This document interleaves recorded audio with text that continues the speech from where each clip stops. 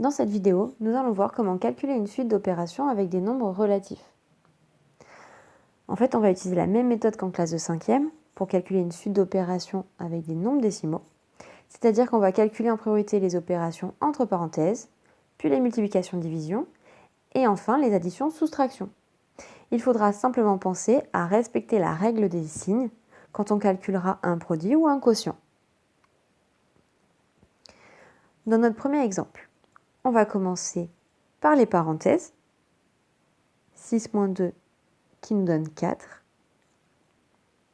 Je réécris tous les autres nombres de mon expression.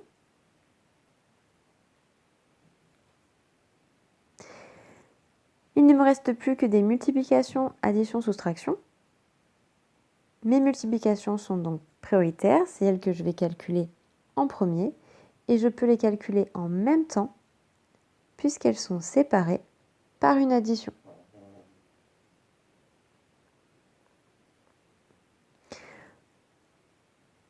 Pour ma multiplication, je considère que je multiplie moins 5 par 4, ce qui me donne donc moins 20.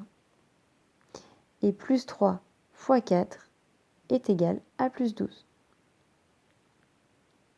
Il ne me reste plus que des additions, soustractions, et là j'ai deux possibilités.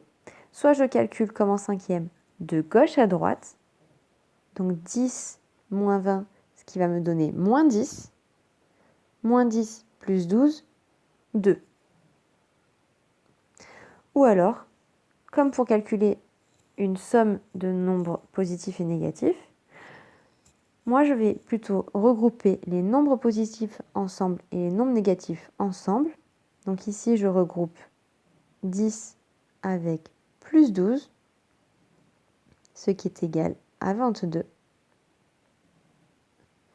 Et 22 moins 20 est égal à 2.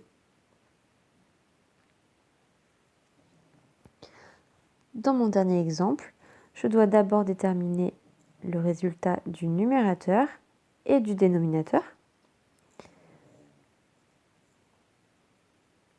Au numérateur, il y a une multiplication, elle est donc prioritaire. Je considère que je multiplie plus 4 fois moins 3, donc un positif avec un négatif.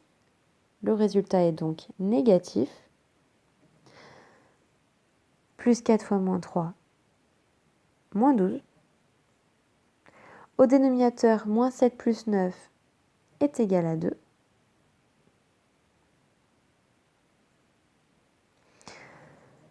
« 10 moins 12 est égal à moins 2, divisé par 2. Je divise un nombre négatif par un nombre positif. Mon résultat est négatif. Et 2 divisé par 2 est égal à 1. Le calcul f est donc égal à moins 1.